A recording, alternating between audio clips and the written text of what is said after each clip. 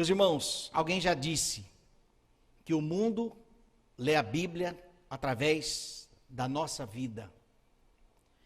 A forma como nós vivemos na sociedade, seja no trabalho, na família, no meio dos familiares, na escola, na faculdade, a sociedade está lendo algo através de nós. E quando a sociedade olha para você, o que ela lê? O que ela lê? Ela lê a palavra de Deus? Ela lê alguma ideologia? O que ela está lendo através da sua vida? O tema desta mensagem, onde eu vou compartilhar o meu testemunho de vida, é mude de vida. É possível nós sermos transformados por causa de Cristo, aquilo que Cristo fez por nós na cruz, a sua intervenção é real. Jesus não é um personagem religioso ou um personagem histórico, apenas um profeta ou apenas um mestre, mas Jesus Cristo é o Deus encarnado que subiu aos céus depois de vencer a morte e de lá intercede por nós com um plano maior para o seu povo, para a sua igreja, que começou desde o princípio da criação, logo depois da queda. Então, Deus traçou um plano, e esse plano continua até os dias de hoje. E pela graça de Deus, eu fui alvo desse plano. Por alguma razão, Deus olhou para mim e fez chegar a sua mensagem. Quebrantou meu coração e fez com que eu pudesse me render completamente a essa verdade. Em novembro de 2013, nós viemos para Aracaju a passeio, a família, e aqui nós gostamos de Aracaju, porque venta, Cuiabá não venta, e aí nós, pela fé, nós reservamos o Colégio Americano Batista para as crianças, pela fé, viemos a passeio. E chegamos em casa, já agora em Cuiabá, e lá, é claro, aqui nós aproveitamos e nos apresentamos também para a convenção. Na época, o pastor Marivaldo Queiroz, diretor executivo da convenção. Pastor, estamos a passeio, mas havendo uma possibilidade aqui em Aracaju, nós temos interesse em mudar para cá. E voltamos para Cuiabá. Lá, conversando com a família, o dia que tiver uma oportunidade em Aracaju, a gente muda. A gente muda para lá. Mas Deus foi claro em dizer, sem fé não haverão oportunidades. Eu falei, Deus, é para nós mudarmos então pela fé? Sem portas abertas? Sim. Então nós conversamos e então decidimos mudar pela fé. Vamos mudar para Aracaju. Para quê? Deus proverá. Meus irmãos, decidimos mudar pela fé no dia 15 de dezembro de 2013. Dia 16 de dezembro de 2013, meu telefone toca. Pastor Marivaldo Queiroz. Pastor Flávio, a primeira igreja batista de Aracaju está precisando de pastor para jovens. Posso indicar o seu nome? Falei, claro. Porque nós estamos indo para Aracaju. Então, quando nós decidimos mudar pela fé, as portas se abriram sem darmos um passo. Qual é o passo que você precisa, qual é a decisão que você precisa tomar pela fé? Por que você está retardando uma transformação na sua vida? Por que você está retardando uma bênção, uma obediência talvez? por falta de fé? Jesus Cristo morreu e ressuscitou, e Ele é bom. A Bíblia encerra dizendo que o bem vencerá. Deus é bom em todo o tempo. E a decisão pela fé que nós tomamos não é uma decisão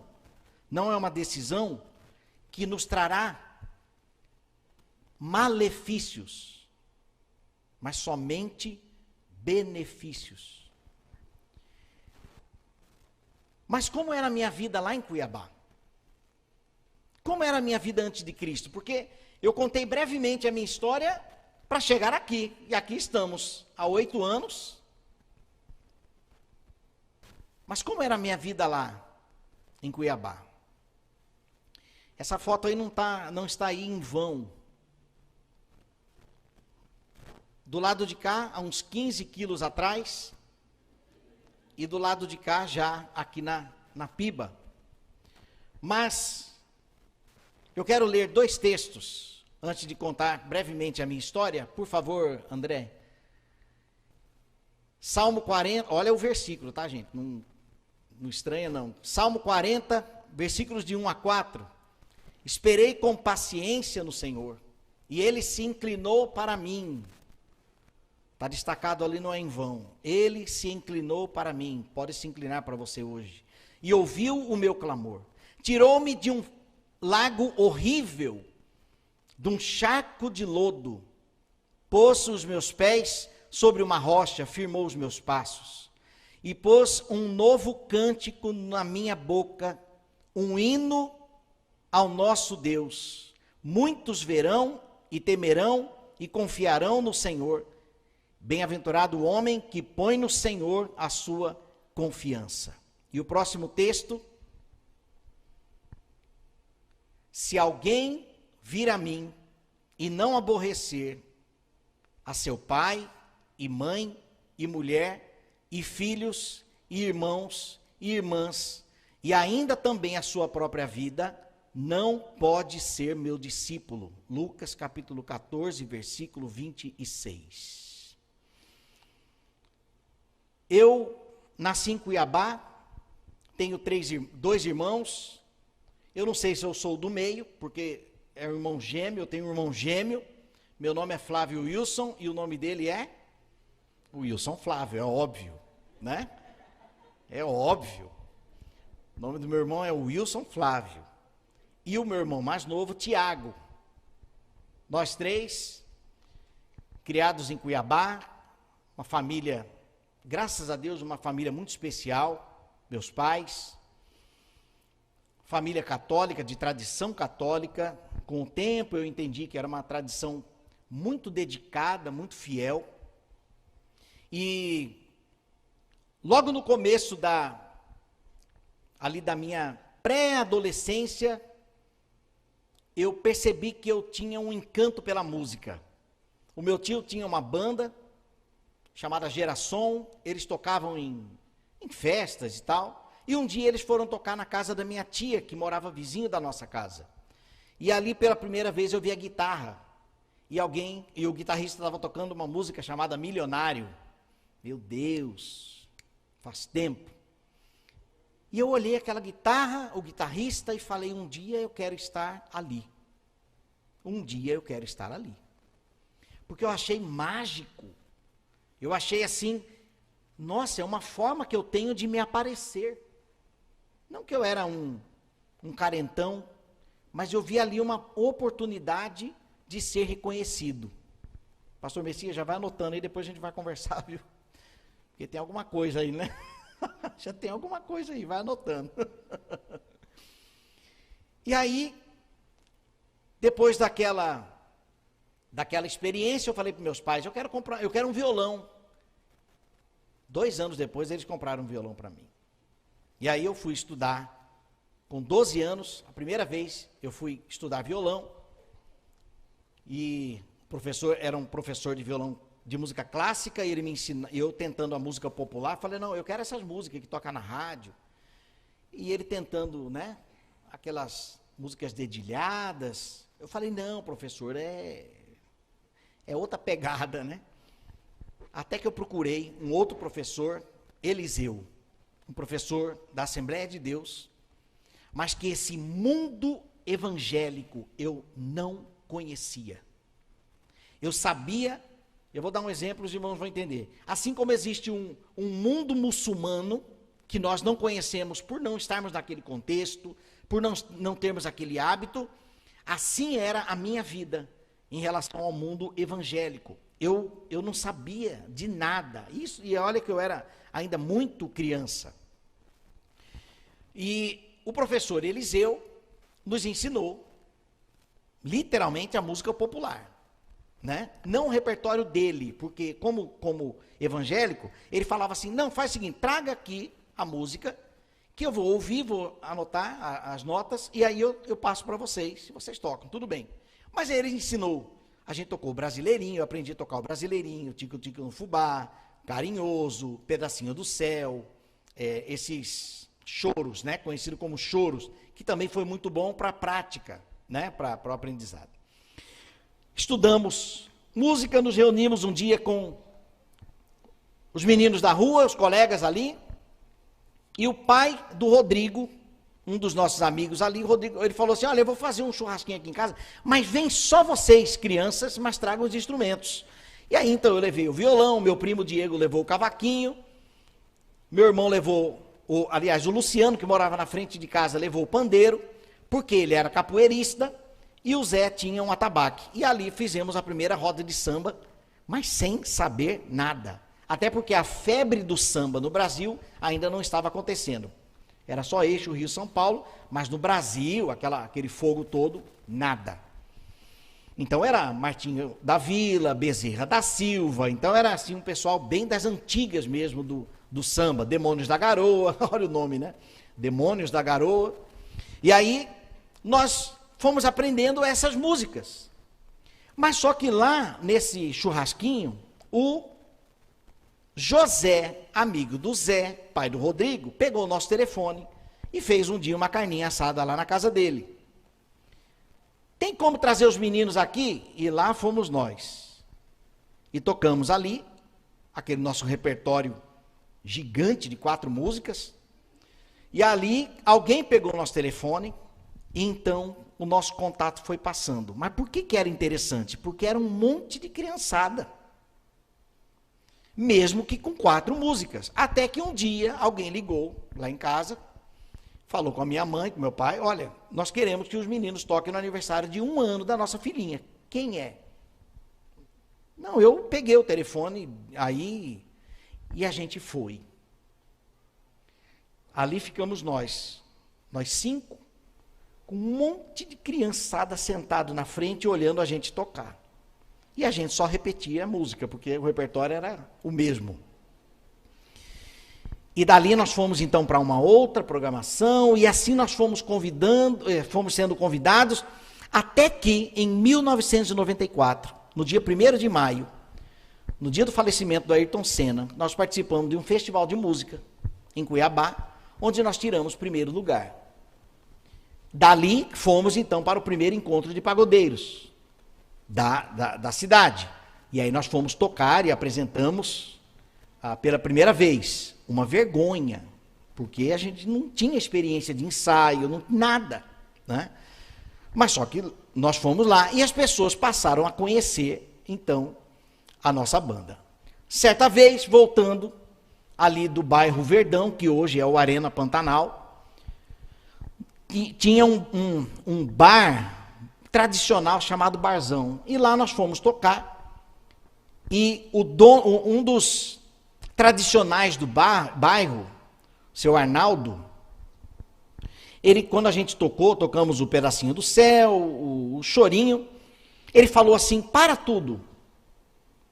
O que nós estamos vendo aqui é incrível. Porque esses meninos não estão aqui cantando músicas internacionais. E eles estão valorizando a música popular brasileira. Então eu quero batizar esta banda como Caçulas do Samba. E aí, Caçulas do Samba, olha, um nome interessante. Então nós, a partir daquele dia, as pessoas que convidavam a gente, qual que é o nome da bandinha? Qual é o nome da bandinha?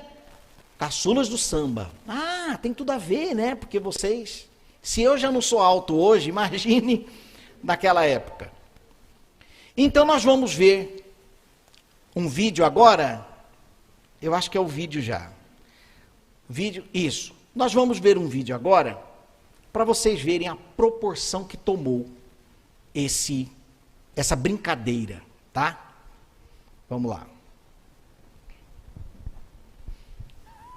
Quiser apagar a luz aí? Isso aí é para entrar num programa de TV que nós íamos tocar. Fãs clubes eram 75.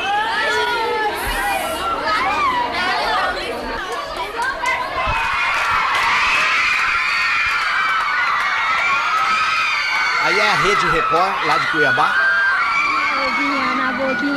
Isso aí no intervalo de uma escola, a maior escola que tem lá. Nós vamos tocar lá. 47 fãs clubes em Cuiabá. O encerramento foi isso aí. No final de cada apresentação, é isso que acontece.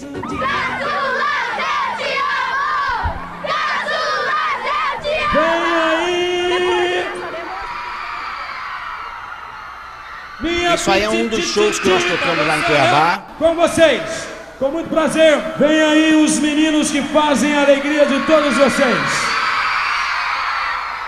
Caçulas do Samba!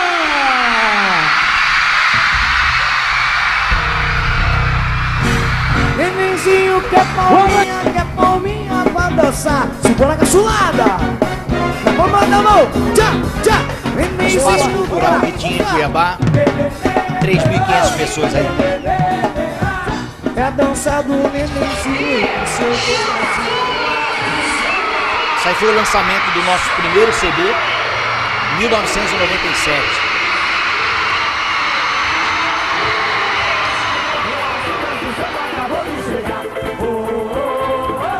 Esse evento foi o aniversário da banda que nós comemorávamos. É a dança do nenenzinho que chegou pra te embalar.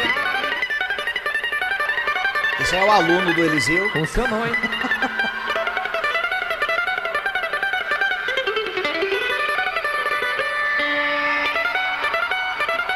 Recortes de jornais, revistas, tudo local.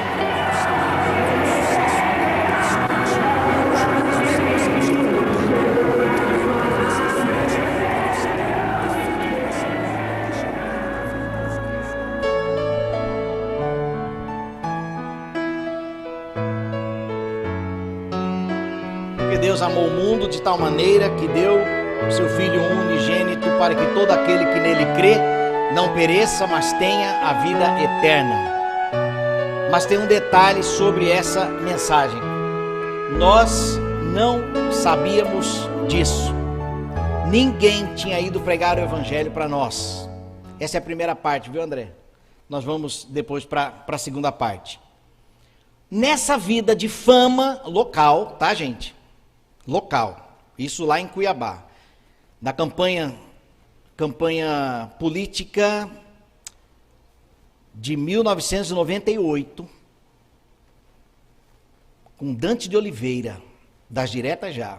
Nós fizemos a campanha para ele, tocamos em 15 cidades, então propagou ainda mais o nome da nossa banda, né? E por causa dos programas televisivos e tal. Nessa vida, eu não tinha buraco no coração, eu não sentia vazio nenhum, eu não sentia uma tristeza, nada, gente. Eu era um jovem realizado. Eu sou o primeiro é o meu irmão mais novo, o segundo sou eu, o terceiro é meu irmão, não sei se é o mais novo, mais velho, mas é o gêmeo. Ana Paula hoje mora em Salvador e Diego é meu primo que aprendeu a tocar cavaquinho. Essa era a banda da linha de frente, mas nós já éramos uma equipe de 17 pessoas, envolvendo técnicos de som, segurança, ajudantes de palco, motoristas, enfim. Até que um dia, o professor de bateria, Marcos Isidoro, tem uma escola de música até hoje lá, os Isidoros, na verdade, 3 irmãos, contrabaixista, guitarrista e baterista, músicos excelentes lá. O Marcos Isidoro se converteu. E nós tocávamos com o Marquinho nos shows, porque era uma banda de rock que eles tinham e a banda de samba. Quando eram festas universitárias, o Marquinho tinha um cabelo até a cintura, baterista, roqueiro. Um dia nós encontramos o Marquinho de cabelo cortadinho. O Marquinho, qual é? Ele falou, não, rapaz, não estou mais tocando na noite. Por quê? Ele falou, não, agora só estou tocando na igreja. Igreja? Como que é isso? Que negócio que é esse? E aí ele falou assim, eu vou explicar para vocês. Então o Marcos Isidoro pregou o evangelho primeiro para o meu irmão gêmeo. E meu irmão um dia chegou para mim e falou assim, cara, nós estamos fritos. Eu falei, como assim, cara? Ele falou, rapaz, pelo que o Marquinho falou, nós estamos totalmente distantes de Deus. Falei, mas a gente não reza antes do ensaio?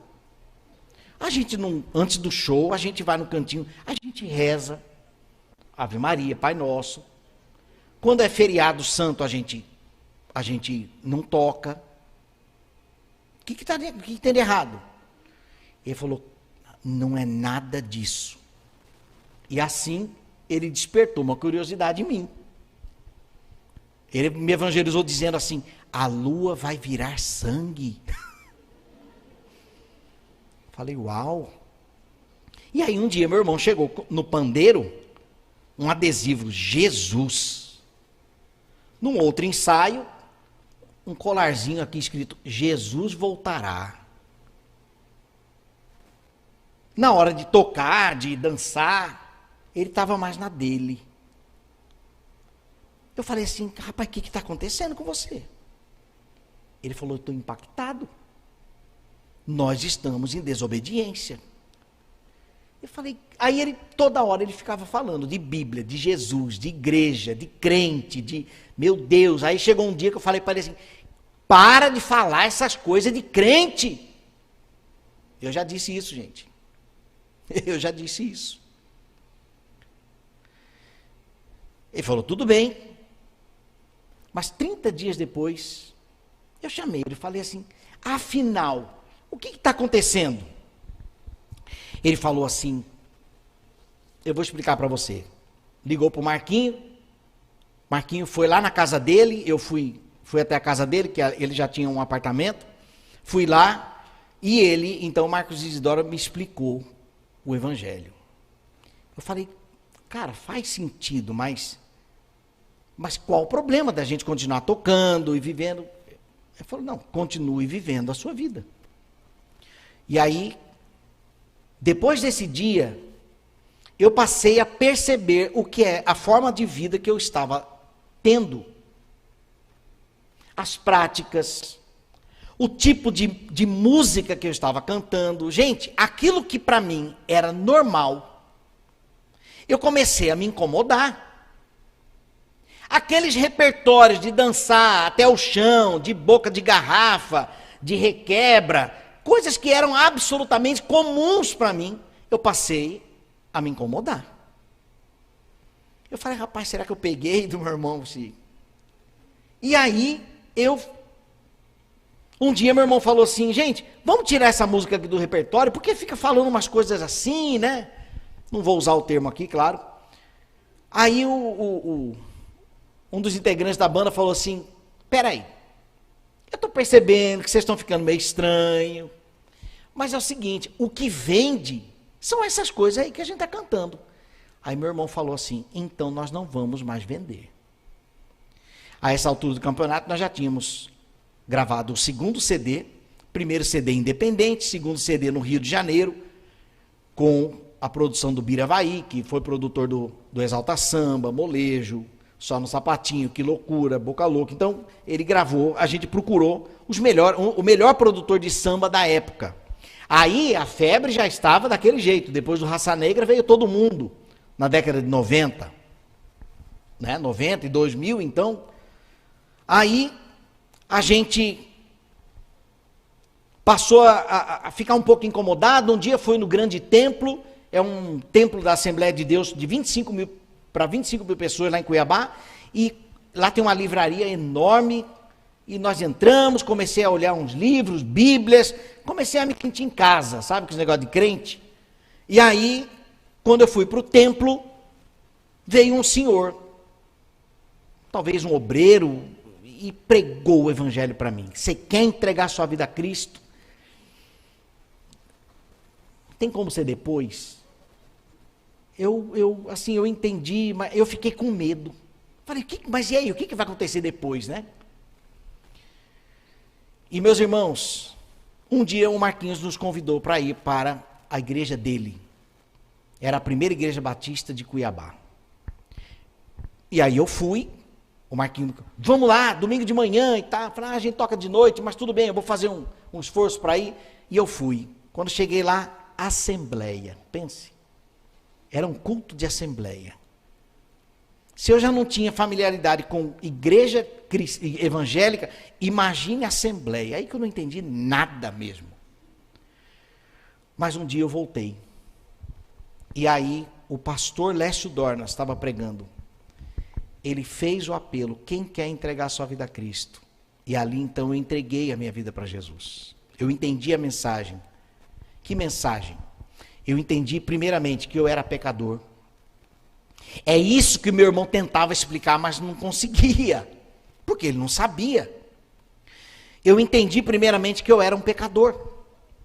E a vida que eu levava era consequência da minha natureza pecaminosa, caída.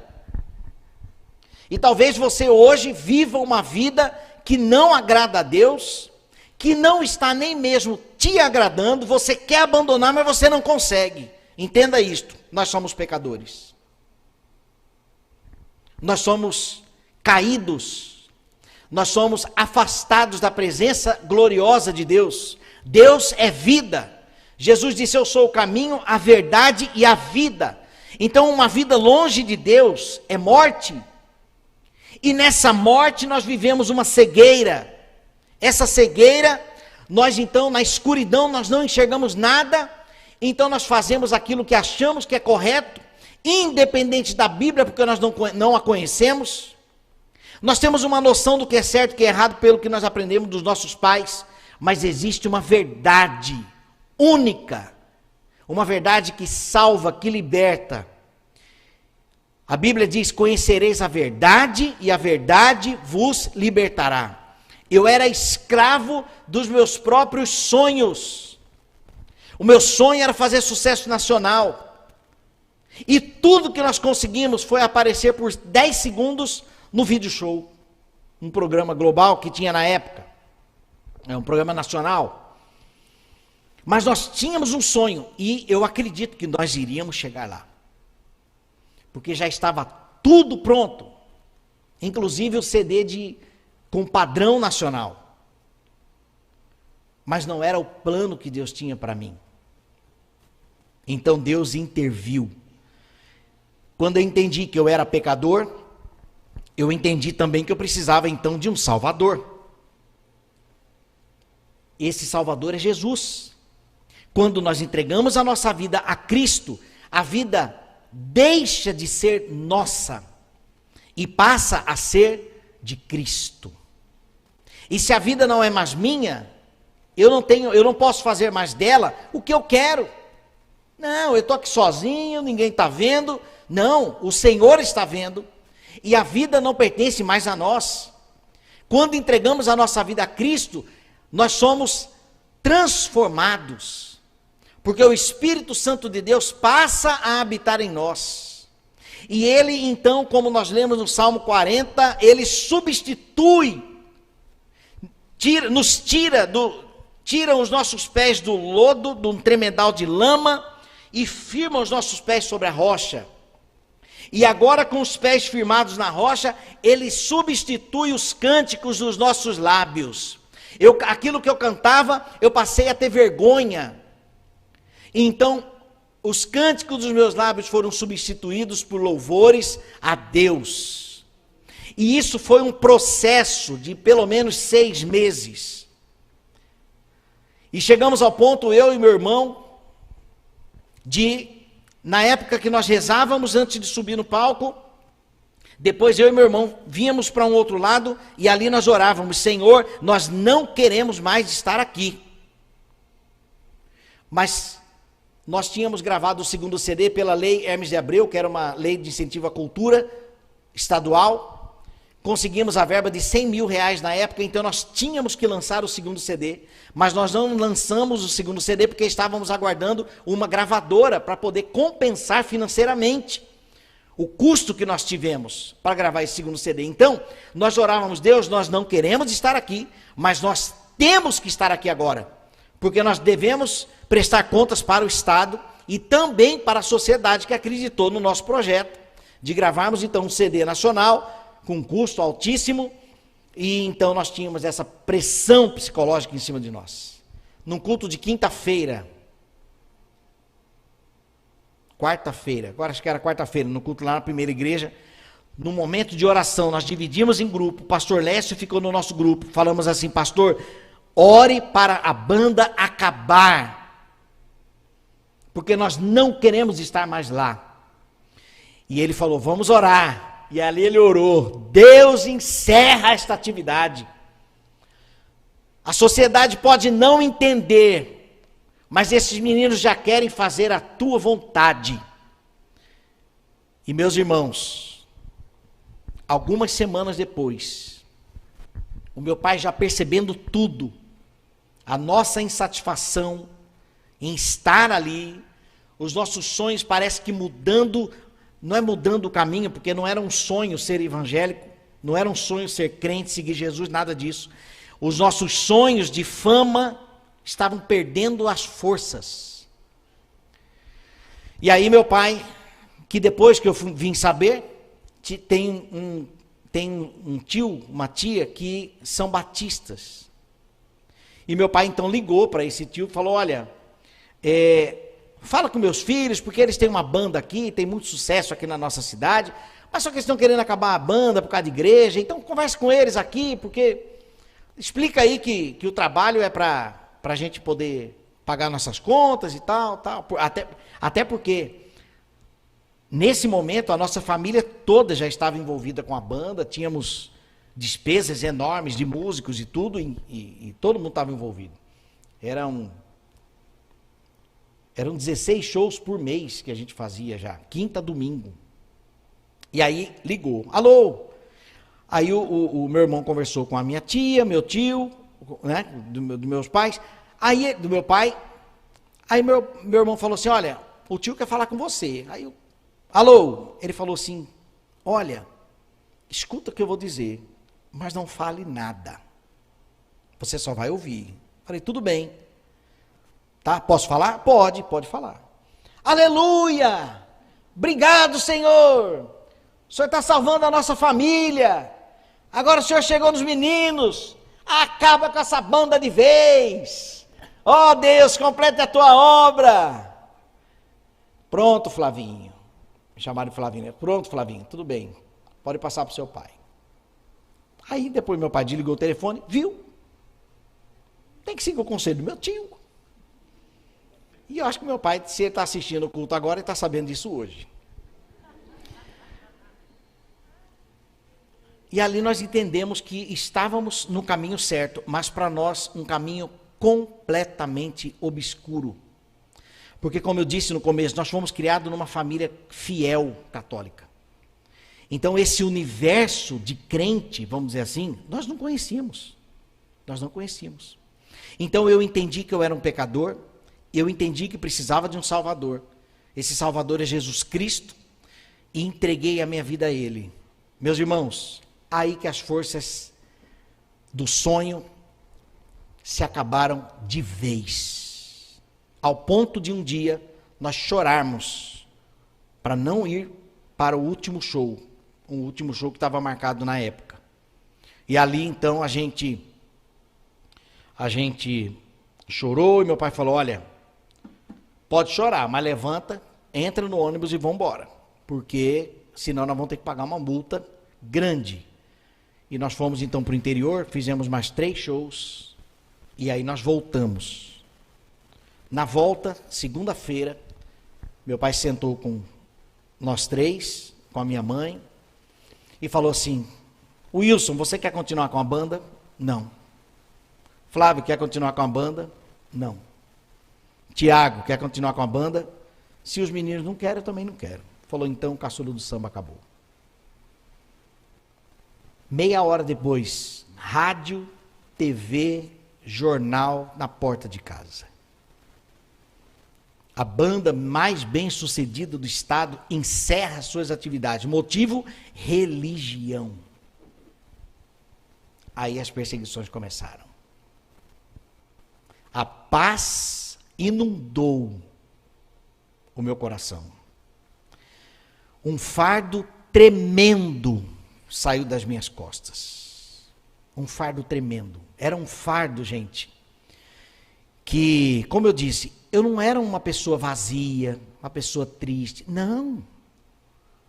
Apesar do mundo do samba, eu nunca bebi na minha vida. Nem uma cervejinha, nem champanhe virada de ano, nem isso eu bebo, até hoje. Eu nunca bebi na minha vida. Droga, eu nunca vi. Meus irmãos gostavam de uma cervejinha, mas eu nunca gostei.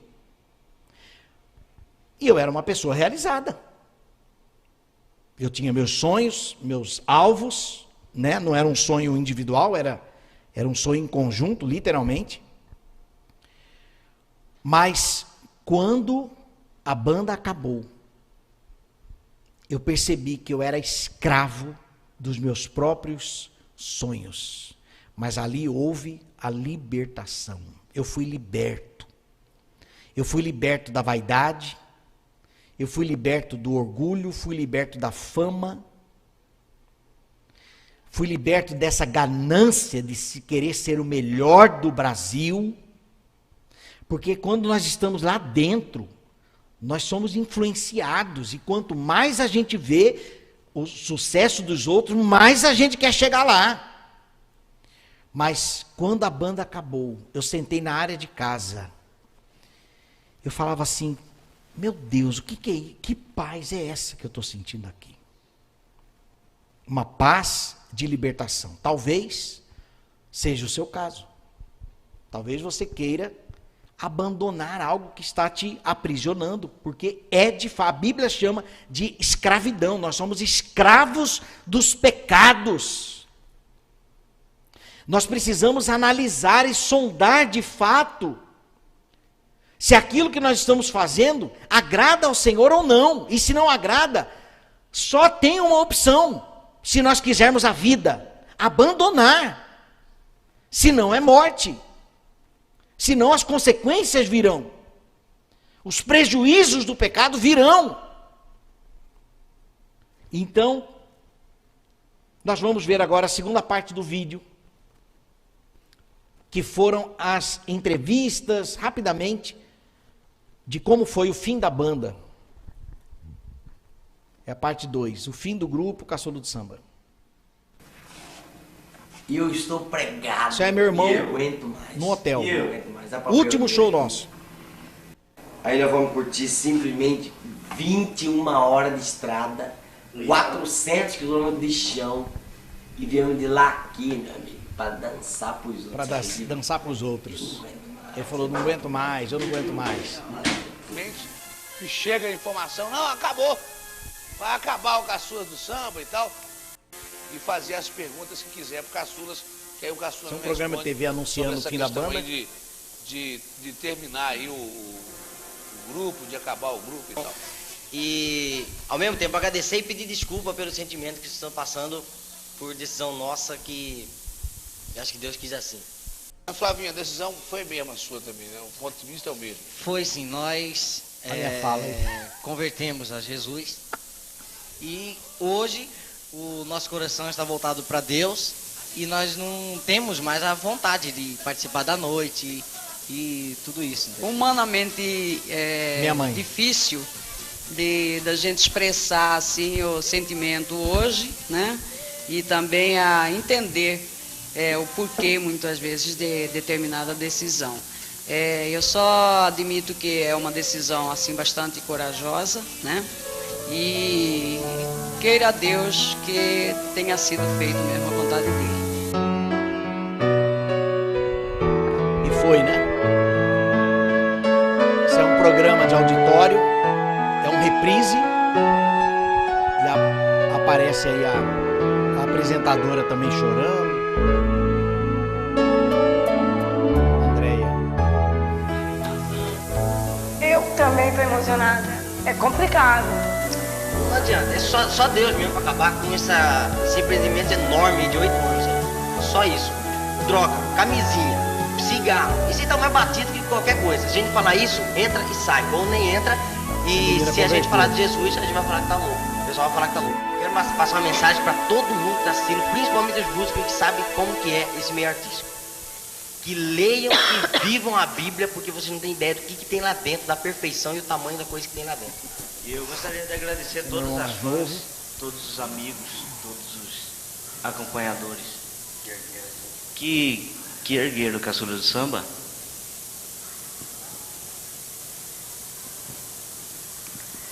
Procuro entender a decisão de cada um. Para mim fica como um sonho lindo. E, desculpe, mas de muita alegria de poder ter contribuído, né? E que para todos fique uma boa lembrança. Aí vem esse texto aí: se alguém vier a mim e não aborrecer a seu pai e mãe e mulher, filhos, irmãos e irmãs, e ainda também a sua própria vida, não pode ser meu discípulo. Eu aborreci a minha mãe, aborreci minha família. Queira a Deus que tenha sido feita mesmo a vontade dele. Feita e nem os outros vida terá. Não adianta, é só Deus mesmo acabar com esse empreendimento enorme de 8 anos. Eu aguento mais. Aí já é a primeira igreja batista de Cuiabá, quando o meu irmão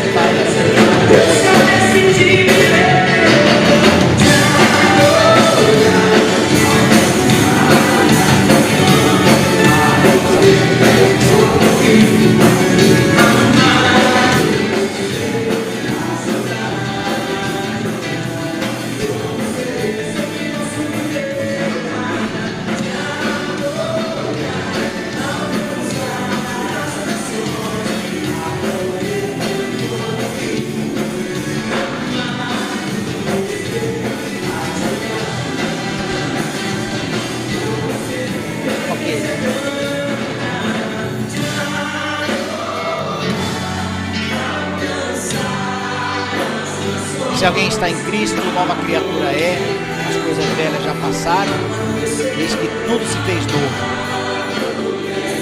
E é assim que Deus faz. Deus, Ele quer mudar a nossa vida, a nossa história. E aí, algumas fotos: Ademar de Campos, Kleber Lucas, Nelson Bomilca. Aí já, meu irmão, você é meu irmão, viu, gente? Muito bem, pode pausar. Deus, então, mudou a nossa história. Quando a minha mãe diz: queira Deus que tenha sido feito mesmo a vontade dele, nós estávamos no caminho certo. No caminho certo. Talvez hajam pessoas na sua família que ainda não se renderam aos pés de Jesus. Não desista. Marquinho não desistiu de mim. O Marquinho pregava o evangelho para mim. Ele ia lá em casa com uma fita cassete para eu escutar uma mensagem do evangelho. Ele ia de bicicleta. Depois o irmão dele, o Marcos Isidoro, com Sidney, o próprio Marquinho, iam lá em casa e levavam uma pizza. Viemos aqui comer uma pizza junto, mas na verdade era para investir em nós.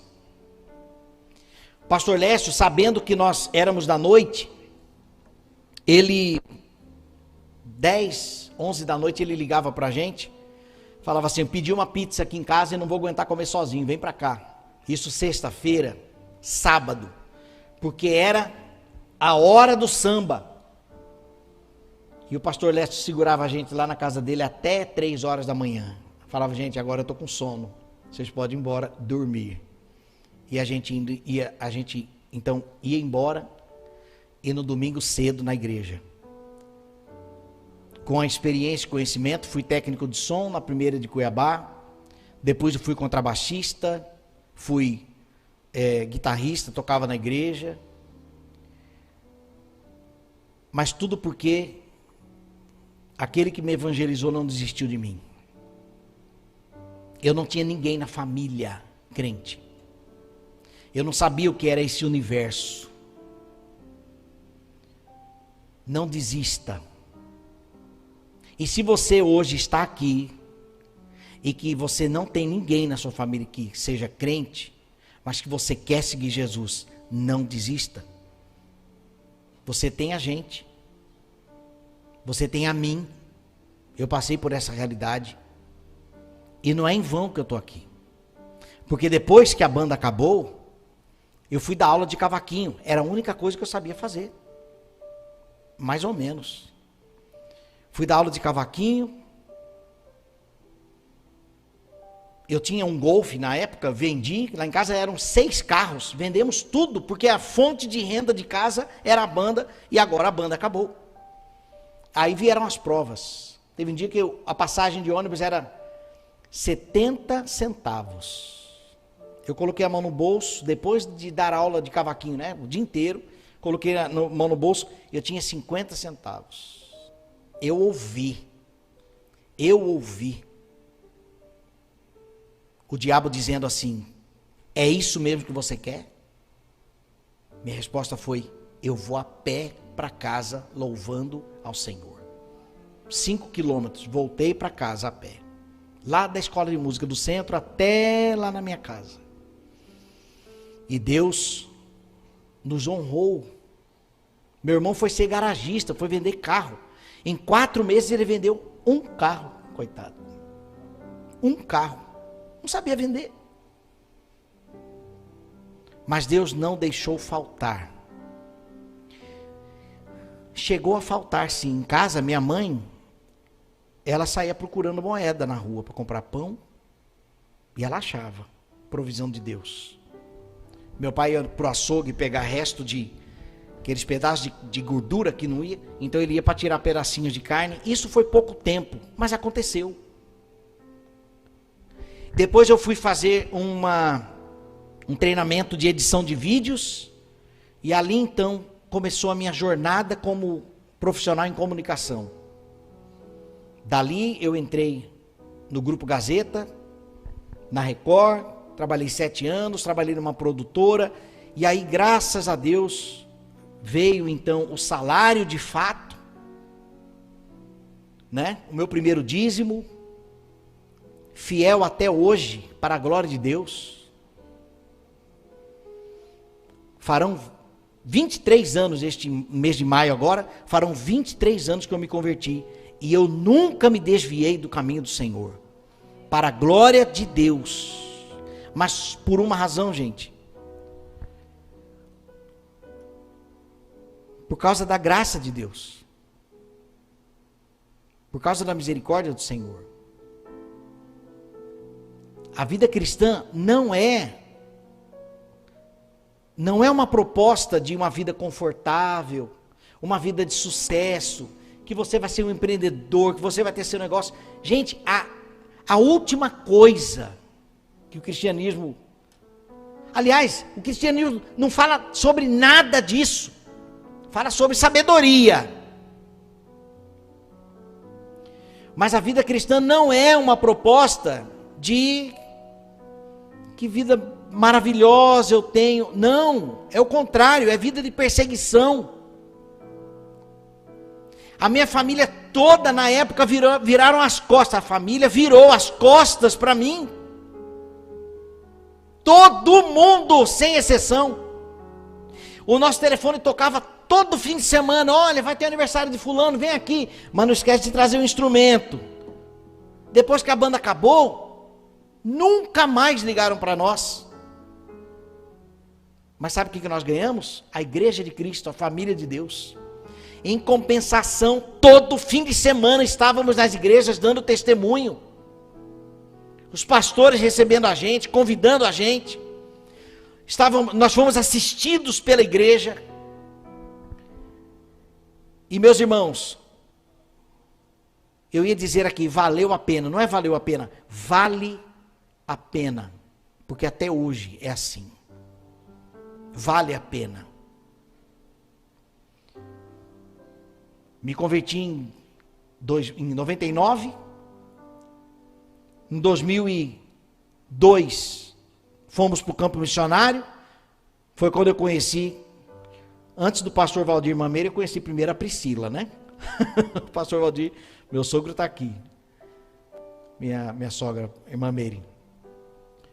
Conheci a Priscila lá na PIB de Cuiabá. E aí eles tinham um projeto missionário, evangelístico, de plantação de igrejas, de uma comunidade a 100 quilômetros de Cuiabá. E eu comecei a ir para lá. O pastor Valdir sugeriu para eu fazer, por que você não faz um seminário? Vai para o seminário, faça aula de evangelismo, matéria de evangelismo e missões. E eu comecei então a me interessar pela obra, sabe? Porque eu não conhecia. Eu não sabia o que era isso.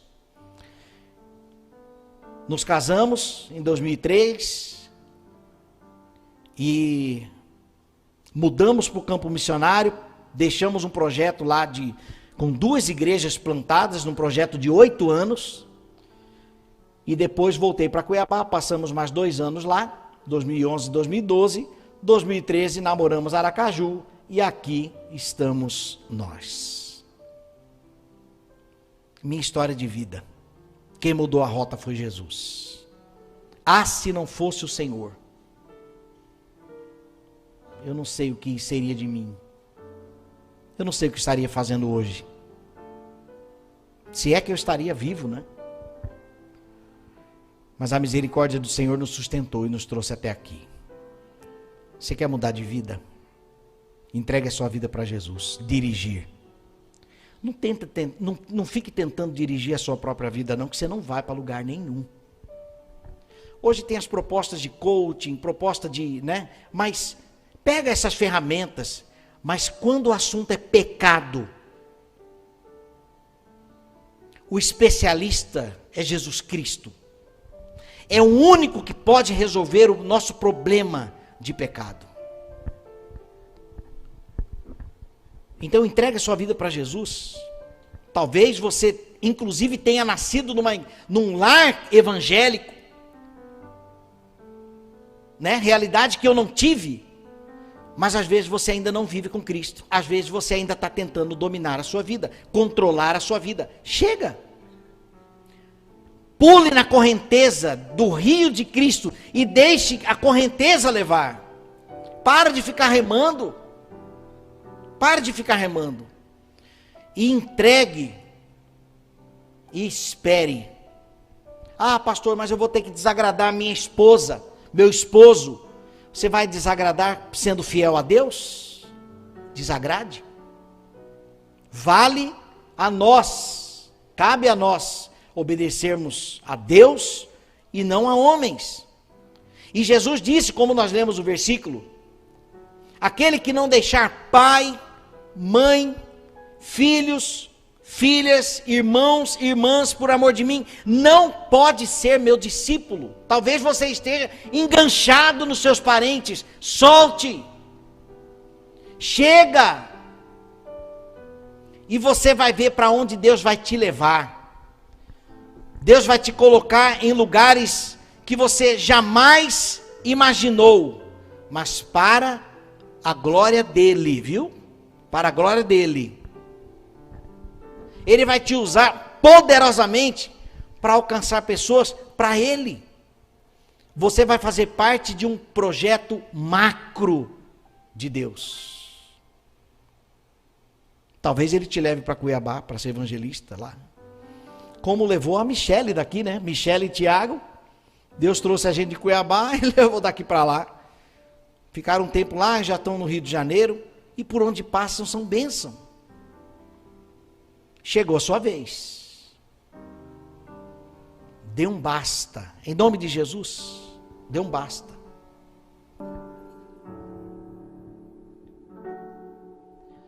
Ao Rei dos Reis consagro tudo o que sou. De gratos louvores transborda o o meu coração. A minha vida eu entrego nas tuas mãos, meu Senhor, pra te exaltar com todo o meu amor. Eu te louvarei conforme a tua justiça e cantarei louvores, pois tu és altíssimo. Celebrarei a ti, ó Deus, com meu viver. Cantarei, contarei as tuas obras, pois por tuas mãos foram criados terra, céu e mar e todo ser que nele está.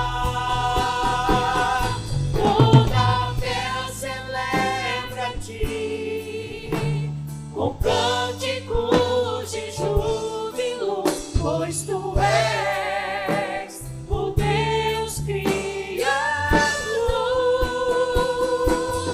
Toda a terra celebra-te, tu és digno, com cânticos de júbilo, pois tu és o Deus Criador.